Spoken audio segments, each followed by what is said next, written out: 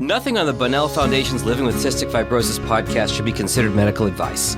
Medical advice can only come from your CF physician. Cystic fibrosis can be a devastating diagnosis, but living with the disease can bring positivity and a new appreciation for each day. From the Bunnell Foundation in Detroit, Michigan, it's the Living with Cystic Fibrosis podcast, sponsored by Viatris and Genentech. Here's your host, Laura Bunnell. CF and colon cancer, the risks are higher than you may be aware. Anna Payne is 35 years old and has stage 4 colon cancer. She wants to see and is advocating to get colon cancer screening down to age 25 for people with cystic fibrosis. She's in the fight of her life. I hope that this podcast reaches CF families that need to hear this and makes you an advocate. Anna, it's so great to see you as face-to-face as we could possibly be because we're in 2 different states. I have heard so many wonderful things about you. I've seen you on CFRI's stuff, and we're in Andy Lippman's book together. So it's really great to, meet you. Tell us about what your CF diagnosis was, and then we'll get up to speed on what you're doing today. Thank you for having me. I'm super pumped to be here today. I'm always astonished at how far we've come with technology and how we're able to communicate with individuals, across the state or even the country. So this is just really awesome. And I'm grateful to be here. I was diagnosed with cystic fibrosis at birth. I'm now 35 years old. I consider myself lucky to have been diagnosed at birth, since there was, in 1987, there wasn't a lot of treatments or medical advancements, but I was able to get access to whatever was available at the time and start getting treated early for CF instead of wandering around waiting to get diagnosed. I had meconium ileus when I was born, so I had the surgery, and that's how they came to the conclusion that I had cystic fibrosis. Yeah, before newborn screening, before all of that, was being tested for cystic fibrosis. So everybody's CF journey is different. It's either positive, negative, educated, you're an advocate, you're not, whatever. How was it for you and your parents? So I think growing up, it was difficult. I was sick a lot as a child and then an adolescent, in and out of hospitals. I would go I'd get a stint of 4 years where I'd be good. And then that usually at the 4-year mark, something would happen where I'd have to be hospitalized. My parents are divorced. They were divorced since I was maybe 6. I don't even know. And I know it's stressful to have all of that going on, a sick child and everything else. For me, I was never treated any different than any of the other kids. I obviously grew up knowing that I had to take medicine and stuff like that. And, I was able to make friends, and I had a lot of friends growing up, which was helpful. For me, I did learn at a young age, though, to advocate for myself because as much as I would do all the same things everybody else in school was doing, I still had to make sure I made it to the nurse to get my enzymes before lunch, or if I wasn't feeling good, to let somebody know so I could either, get dismissed early or something of that nature. So I think I was always very proactive in making sure that I had what I needed, even at, middle school age was at 12. I think that was helpful. We've talked about this in other podcasts, is the divorce rate for people who have chronically ill kids is pretty high. But I'm so glad that your parents, worked it out and have brought you up to be such a wonderful advocate for cystic fibrosis. Thank you. I have to say that I have just been learning more and more about cystic fibrosis and colon cancer because of you, just because of your story. I talked to Daniel Ruin, who died of colon cancer and had cystic fibrosis. And that was something we talked about for years when he was going through this. And, he just died a couple years ago, and he was saying, we have to raise awareness about this. And tell us, what you learned about colon cancer. Did you know how serious it was for people with cystic fibrosis? And in your 35 years, when did you become aware and start seeing a change? So I knew that we were at a higher risk, and that's why they had recommended that folks get colonoscopies at age 40. I didn't realize how high that risk was. I just knew it was higher than the average person. So, I was only 34 at the time when I got diagnosed with colon cancer. So in my head, that was like 6 years away. 40 is like when the foundation recommends screening for colon cancer, which is the screening process is a colonoscopy, just so everyone knows. So in my head, 40 was like 6 years away, which is like how I'm sure the average person thinks about a colonoscopy in general when they recommend 50, or now they just change it to 45 because they're finding it in younger individuals, unfortunately. But if you're 40, you don't have to get that done till 50. You're not really thinking about it at 40 because it's not something, oh yeah, okay, that's like later down the line. I knew that at 40, I'd have to get screened, and I was fine with that. But I didn't know that the risk was 5 to 10 times higher, than the average person. I think, we've become so laser focused on the breathing issues and lung issues in the CF community because that's usually what most individuals struggle with the most, that the other stuff is kind of just, maybe I would say, like on the back burner. It's like we know about it, but we're not super educating folks, and we're not super cognitive of that all the time. And we're maybe not paying as close attention to that because, we want to make sure we can breathe, and transplant and all that stuff usually comes up before, a colonoscopy screening at age 40. Now with the population, they just changed the age to 53. We're living longer and longer, which is amazing and wonderful. But we have to make sure that we're doing everything we can to make sure that we're letting folks live healthy, longer lives and not just waiting to get a second disease diagnosis. So I was diagnosed at 34 with colon cancer, stage 4. You don't wake up with stage 4 colon cancer. That's not how it works. Colon cancer is usually slow growing and can take 10 to 15 years to develop.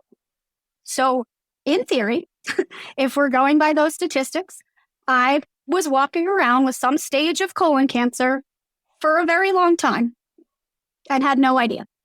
I got married. I bought a house. I ran for office. Colon cancer and I have done a lot together. We've accomplished a lot, but I had no idea. And then with Trikafta, I felt better than I had in 10 years.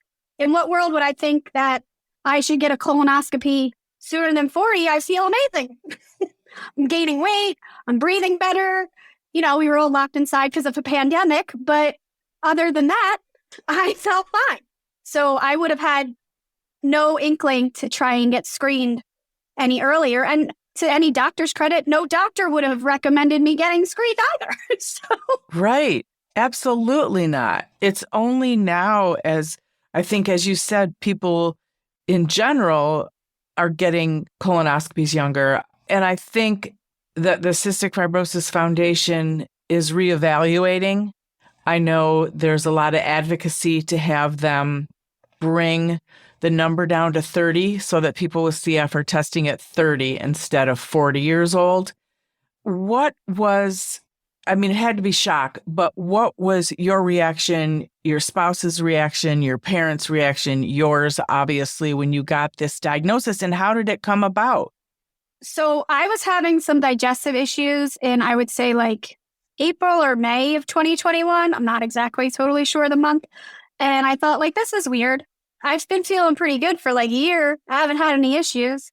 But I wrote it off at some point. I was like, oh, I guess I ate something that didn't agree with me. That happens to everybody. We eat something that doesn't agree with us. That happens. Yes. And plus, digestive issues are huge CF norm. And that's the problem. Yeah, that's part of the problem. Like any symptom I had, I didn't have until it was stage 4, first off. I had some blood in my stool occasionally, but like I was told, like, that's hemorrhoids. And I was like, oh, okay. What do I know? Wow. Okay. So that sounds sufficient. I wasn't having any other digestive issues, so I just assumed it was like hemorrhoids. Okay. Could we get in the DeLorean and say, like, sure, had I had gotten screened the first time I saw blood in my stool, maybe I would have caught it a lot sooner? Of course. But like hemorrhoids are something that are super common that a lot of people have. If you're having no other symptoms, you probably wouldn't go get a colonoscopy just because you've had blood in your stool a couple times. Like, it's just not a logical thing that you would kind of pursue in an aggressive way. Right. So I didn't start getting symptoms until 2021. And I thought, like, this is weird. Like, I don't really, whatever. So I approached my CF team and I was like, I'm having some issues. Like, maybe we could, like, and at this time, I was aware enough to be like, you know what? Like, why don't you just get the screening done and over with? The colonoscopy, yeah, it doesn't sound fun, but like, even just for the peace of mind to be like, okay, well, it's not that.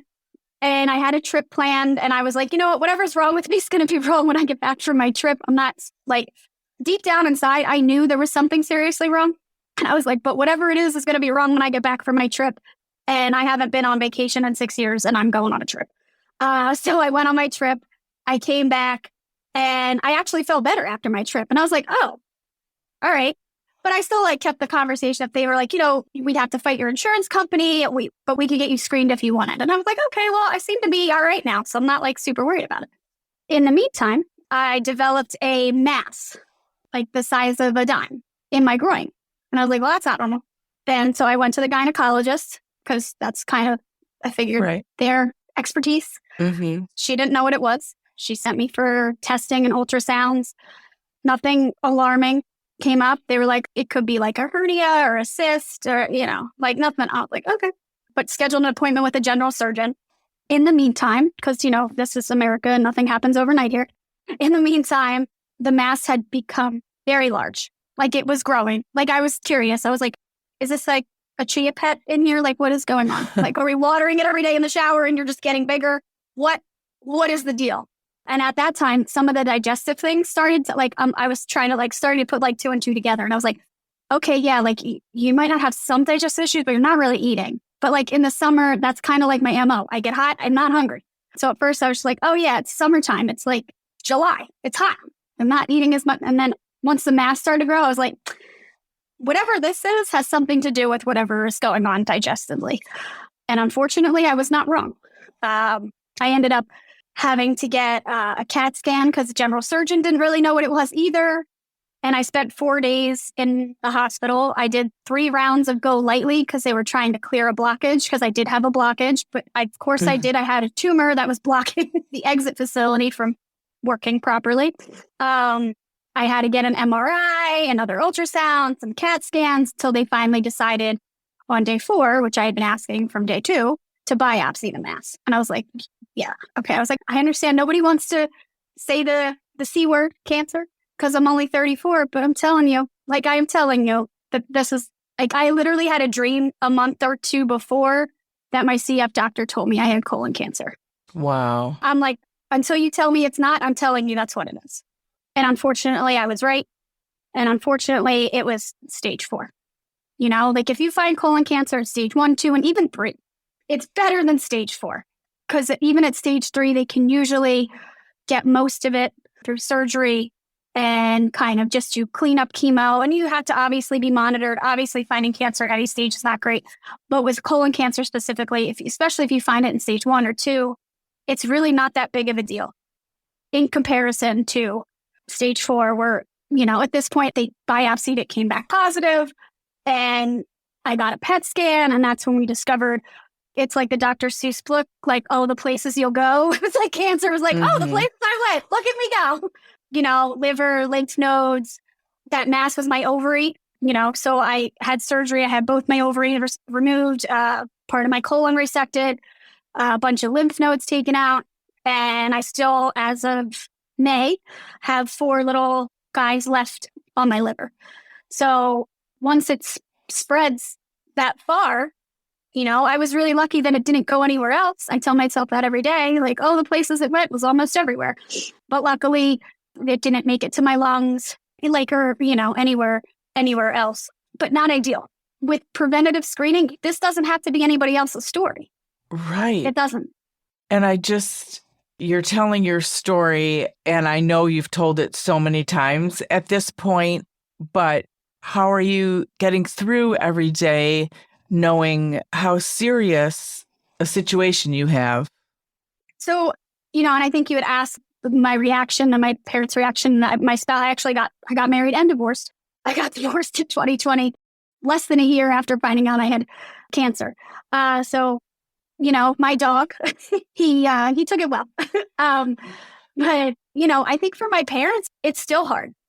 I think, snaps them back to like 1987 when they found out I had CF and that I probably wasn't going to live a long life. And I'm just assuming this is what they heard. I don't know for sure.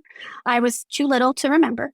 But I think any type of like trauma like that literally snaps you back to your last like traumatic event. So I think for them, they were re-traumatized by hearing that I had cancer. And for me, I could then relate to probably how they felt when they heard I had cystic fibrosis. So while they were like snapped back, in a time machine to like relive that experience, I was also subsequently living that same experience, right? Because I didn't have to hear that initial CF diagnosis. I just grew up with it. I knew, that like my life expectancy wasn't as long, but I never had to hear that. I never had to hear that about my child or even my life. And I can only imagine that as a parent, how hard that is and how helpless you feel. And I think that's what happens to so many people, your friends, your family, your loved ones feel so helpless and they don't want to see you suffer. And there's nothing that they can do. And I think that's really hard. And I think that makes it hard for people to be present because as people, we want to help each other, and especially our loved ones, and we want to make pain and things go away and make it better. We wish we could switch places, but like none of that is true. We can't, unfortunately, do anything. The best thing we can do for somebody is to actually be present with them in their pain and acknowledge their pain and recognize that this is hard and it's not fair and it's not okay. Absolutely. And I cannot speak for your parents either, but I can only say as a mom to two girls who have cystic fibrosis that I also think you're on Trikafta. You're thinking, hallelujah, my baby's on Trikafta. She's going to be okay. And then you get this colon cancer diagnosis. There are sadly, so many ways to die from CF, right? It's colon cancer, it's lung transplants, it's pneumonia. I mean, and so you're always have some level of fear. And then you get this horrible diagnosis and it's just very hard. And I'm thankful for you because I think you are changing the face of CF and colon cancer, raising awareness, and your spirit's incredible. And I am praying that you will beat the odds and everything. So do you feel that? Do you feel that power of advocacy and everything you're doing? Yeah, I think for me, like your pain has to have a purpose. My last name's Payne, but your pain has to have a purpose. I want to touch on something you mentioned about Trikafta. There's been so much grief that I've had to manage my way through, and that was part of it. I thought the same thing. I was like, hallelujah, I finally get to YOLO. I finally get to live my life on my terms, and I'm healthy, and I feel great, and I look good, and I'm doing all these things, and like, I'm a local elected official, and I'm trying to climb the political ladder to make a difference, and like, I'm going to be healthy enough to do that. I'm going to be healthy enough to use my vacation time for a vacation instead of for being sick. So it was actually like the grieving process of grieving a life I thought I was going to get to have. And I think that was probably the hardest, maybe part of the hardest part, just kind of seeing that magical dreamland that I thought like I was just touching down into totally disappear and be like, okay, now what? Now what? And I think I had a call with the CF Foundation, maybe not even a week or two after my diagnosis, about the advocacy piece and saying that, you guys need to lower the screening age. This is not sufficient. I'm 34. There's going to be more people like me. I walked around for years and had no idea I had colon cancer. Telling you I'm not the only one. I wish I could say that I was. I wish I could say that I'm just some weird number on your spreadsheet and it's not going to happen to anybody else. Because believe me, I don't want this to be anybody else's story. I don't. And that's what spurs me to action because I can't fix this. It's too late for me. This is now my life. And I've had to spend a lot of time accepting it. And it hasn't been easy. I found somebody that's 20-something that was diagnosed with stage 4. So 30 would be great, but in my opinion, it needs to be like 25. Why not? Right. What does it hurt? It's advocacy for yourself. It's Yeah. saving insurance companies money, if you want to think of it in business terms. It's saving money in so many areas of insurance and everything else. Where are you at now in your advocacy with the foundation and in general? What are your hopes as far as lowering the age? So I've spoken to folks at the foundation. Some of the feedback that I have gotten from them was less than ideal, in my opinion. But I was able to write 2 blogs for them. One more recently with like a year update of what my life looks like now, trying to manage CF and colon cancer. And, the first one was just really for me about if they're not going to change it, then we have to. We as patients have to change it. If no one's going to throw you the life raft, you have to be your own life raft. And that's something I've learned my whole life, but like has really been echoed over this last year. It's like you have to be your own fierce advocate, even with the doctors. They're going to say, well, it's not recommended. And you say, yeah, but this is my life. And I'm the one that's going to have to do chemo. And I'm the one that's going to have to live trying to figure out how to manage CF and colon cancer. It's not going to be them. It's not going to be their decision for treatment. It's not. And what does it hurt? Like you said, what does it hurt to get screened? Like the process isn't great, sure, but it could save your life. Right. If they remove polyps before they become cancerous, you're in way better shape than I ever was in. So, for me, it might be my base and my voice, and because it's my story, I'm trying, but it's really about, I'm hoping that parents, other CF patients hear my story and it spurs them to have a conversation and advocate for themselves, because carriers are more likely as well. CF carriers have a higher risk of developing colon cancer. Mm-hmm. So it's not just about patients, it's about anybody who's a carrier.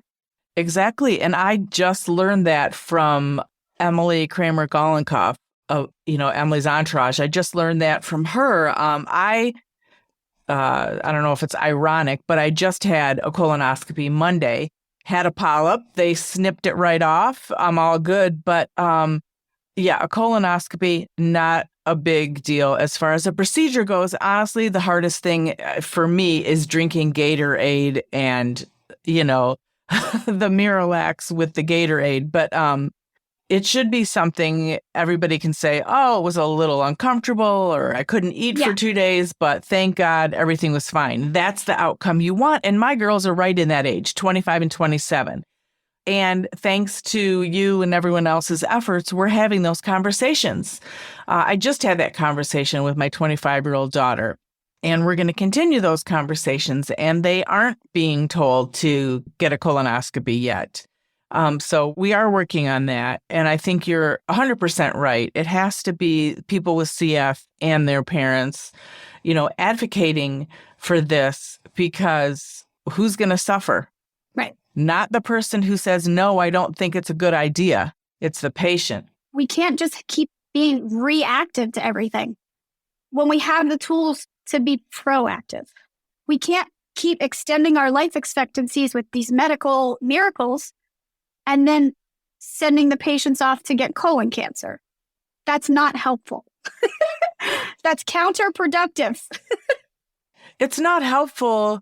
And because you and everyone with cystic fibrosis have so many other things to worry about and medicate for, from mental health to your physical health to lung transplants to PICC lines to everyday, all of that stuff. I just feel like it isn't a big deal. And like we said, it's cost saving for insurance companies. So I don't know what the pushback would be. Right. Or what the justification to say no would be. I'm so expensive now. I'm so expensive. I would have been a lot cheaper. How expensive? Do you know how expensive you are now? Seriously? No, but I can just imagine. Right. But colon cancer and CF, I mean, Right. A healthy person with cystic fibrosis And by healthy, they're still on like $300,000 Right. easily of meds per year. Mhm. And usually parents have multiple children with CF. That's more common than not. So we're talking enormous amounts of money if you add on colon cancer or transplant medications, etc. Yeah. I can only imagine. I could cost over $500,000 a year. Oh, for sure. I'm sure it's more than that. I'm sure. I'm sure it's more than that. That's a low estimate. And then you Right. figure I had all that surgery last year. Like all that stuff is so expensive. And the insurance company's justification of denying somebody any type of pre-screening, I don't care who it is, CF and or anybody, is asinine in my opinion. Because Right. if you catch something early, it's less costly for them as well. Right.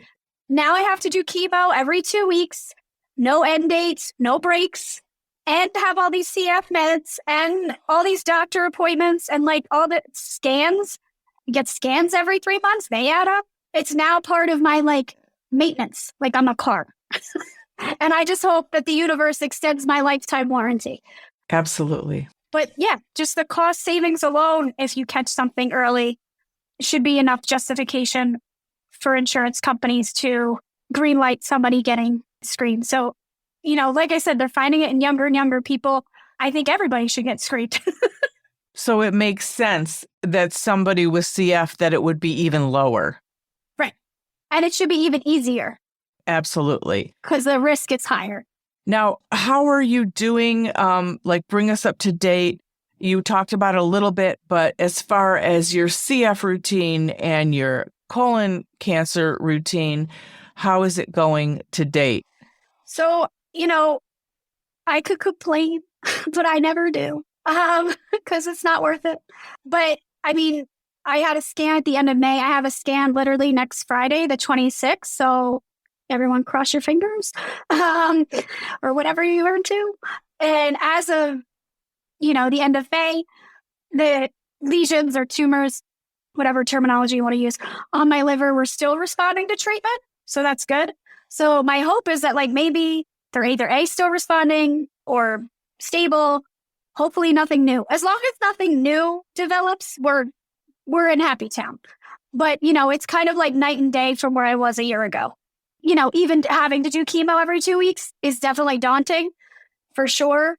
It's literally a mental game more so it's like, oh, we start to feel better and then it's back to the chemical bus again. Okay.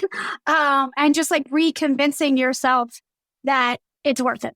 And as much as I personally don't enjoy it and wish that things were different, you're worth it. Your life is worth it. No, this is not where I wanted to be at 35 years old. This is not the life I thought I would get to live. But for a long time, I didn't even think I'd get to live to 35. So, I'm grateful to even just be here at 35.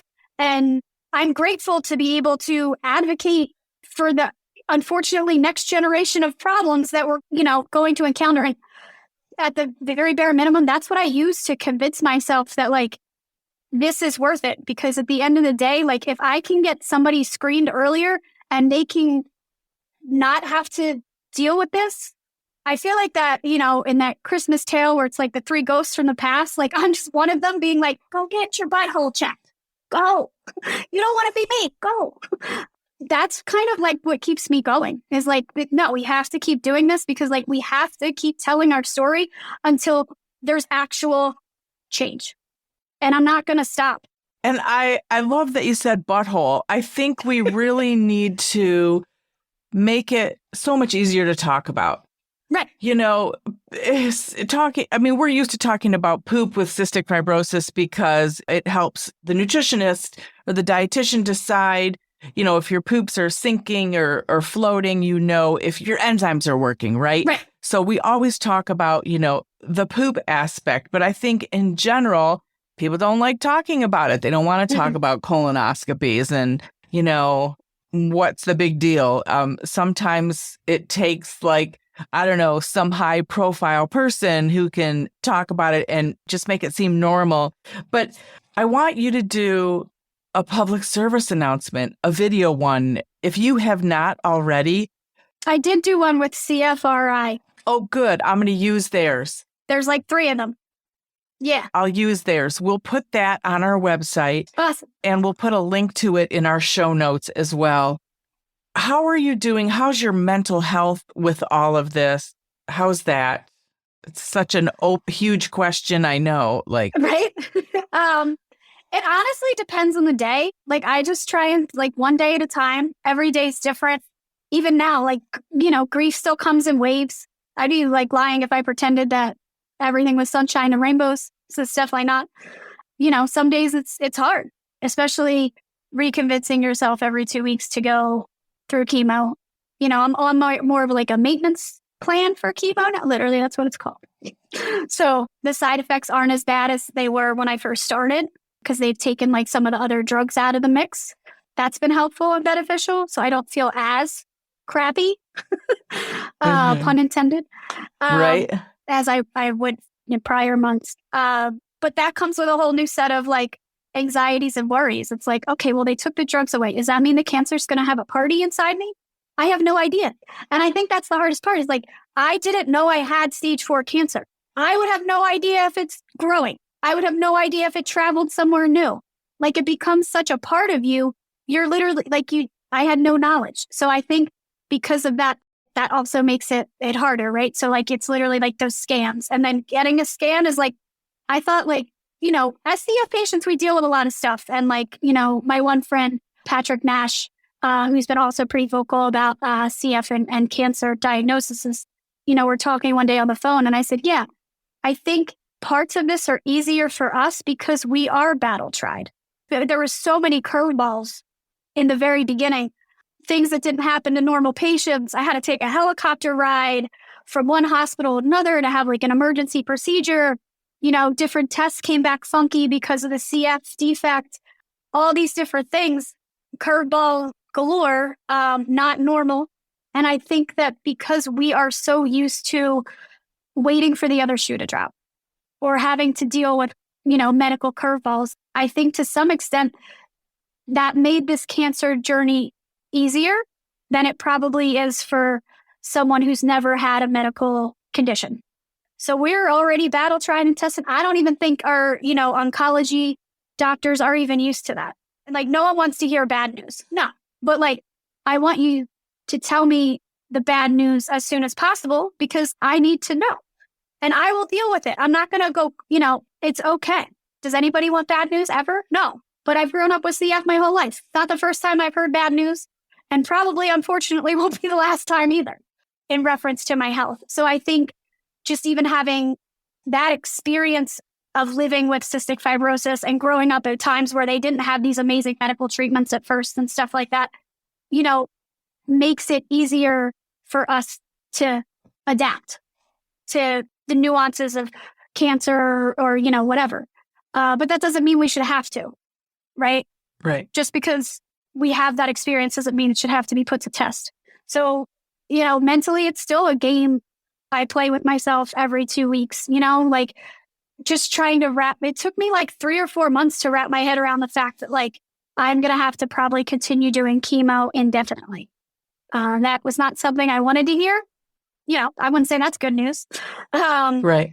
But I get to be alive. And like, no, my life isn't all sunshine, rainbows, sparkles, and fun stuff all the time. But I still get to make it beautiful on my terms. And that's what's important. I still get to live a purposeful life.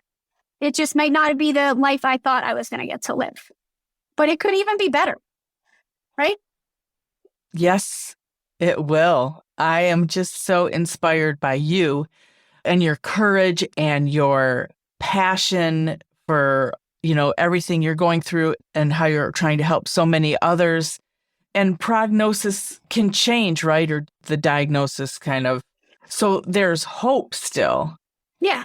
And I think if you look at numbers on the spreadsheet or, I always correlate to that because that seems like how everything happens in this country is numbers on a spreadsheet, unfortunately, and not real people. We're actual people, not just data right. On Excel. But the life expectancy of someone with stage 4 colon cancer, the odds of them living longer than 5 years is only 14%. That's it. Wow. And for CF and colon cancer stage 4, I'd be lying if I said it wasn't less, but it's less. So we can get caught up in those numbers, sure. But like, you can't let that drive your mental health. You can't let that drive you because we're all different. I've learned that my whole life with CF. I've grieved the loss of friends that had CF, and I'm still curious, like, okay, well, why am I still here? So, and science and medicine's always changing. We're all living examples of that right now. Right. I've experienced that my whole life. My extended warranty has been extended. So there's always something new coming up. And like, now my goal is to just live long enough to experience whatever that new thing is, and if we find a cure for CF, or that'll probably get rid of the colon cancer for a lot. Like, our risk won't be as high because it's higher because of the genetic defect. Right. If you have double delta F508, it's even higher. So, that's more than half of the CF population right there. So yeah, you have to hold on to the hope, and sometimes it does feel hopeless. It does. And like, what if this stops working? Then what? But like, I try really hard not to get caught up in that. I try to tell myself, but what if it works and everything works out okay? Because that's possible too. Mm-hmm. That's possible too. Where we can put it in show notes as well, but the source of information for people who are looking for more information. I mean, everything is not on the CF Foundation website. There's a limited amount of information on their website. So what's your best advice for getting all the information people need, from carriers getting colon cancer to people with CF? I think CFRI also has a lot of information now on their website as well. They do. And we'll get a link to their site as well. I know they're doing great work on this, thanks to you and them. Yeah, they've been like super helpful. Like, I reached out to Siri as soon as I found out that I had cancer, and I was like, this is not okay. And what are we going to do about it? Yeah, she's leading the charge. She's doing. Yeah. So I would call it a project of passion for them as well, right? I literally played round robin, calling a bunch of people when I found out, and I was on their adult advisory council. So obviously I wanted to let them know. But the conversation I had was like, what can we do? And that's kind of like, she's like, well, what do you have energy for? And I was like, I will do whatever. I was like, don't worry about my energy level. This is more important than that. And maybe that's my purpose. I try and tell myself that too. Maybe, unfortunately, somebody with a big mouth had to get it. And if that's me and that saves other people's lives, then that's a life worth living. We're so grateful for you. And tell us about your political journey and then kind of what you want to do in the future. So I started running for office in 2017. I ran for township auditor and won that race. And then 2 years later, 2019, I ran for township supervisor and won that as well. My hope and dream was to eventually one day maybe run for Congress in my local area. I wanted to run for some other things as well, maybe to, continue to boost my resume. But for me, it's about what I can do to give back, because in my opinion, I kind of live on borrowed time. To me, that means I want to do whatever I can to make something better for somebody else. And if that's in the CF space, that's great. I serve on my Rare Disease Advisory Council for the state of Pennsylvania. If that's in that space, then that's great. In my local town, that's great as well. So, I had higher political aspirations. Obviously, cancer was a curveball. So, TBD, to be determined what happens next or where I go from here. For now, I'm just trying to focus on my new normal and figuring out how that fits into my goals and my dreams and my lifestyle, and how I can kind of pivot and adjust to make sure that I am living a longer life. It's stressful to run for office. It's a lot of work. It takes a good part of a year to do it and, be successful. It takes a lot of work. A lot of doors have to be knocked, a lot of face-to-face interactions with individuals. With COVID going around, that's not ideal for me right now either. And going through cancer treatment. I'm out of commission maybe 8 days of the month. So sure, there's another 20 some that I'm feeling okay. But I get tired easier than I used to, obviously. So it's just about figuring out how that would fit into my life. And would I be able to do all of the things I need to do necessary to run for something different? And as of right now, I'm just trying to enjoy being my township supervisor, learning as much as I can, and figuring out how to juggle all the balls in the air at the same time. Well, I say that you're an inspiration. I say it with love because I think my intention isn't to put so much pressure on you. You are an inspiration. Oh, thank you. But I also know that there is struggle, and that when you're not talking on a podcast or you're not talking in front of people, it's hard. So just know that we're all around you, and just keep shining your light, because I'm so glad you're speaking out about this, and I'm thankful for all that you're doing. What are some of the other sides to Anna Payne? So I love Dwayne Johnson, as that's pretty public. He's my rock. He's the rock, but he's super inspiring to me, and he brings me a lot of joy. And I was lucky enough to get like a personalized video from him like about a year ago. A friend of mine was able to get in touch with his production company, I believe it was, and write a letter, and he made me a video, and I watched that video a lot, actually, because he says he loves me, and I think that's like just important for me to like hear every day that like Dwayne Johnson said he loved me. Absolutely.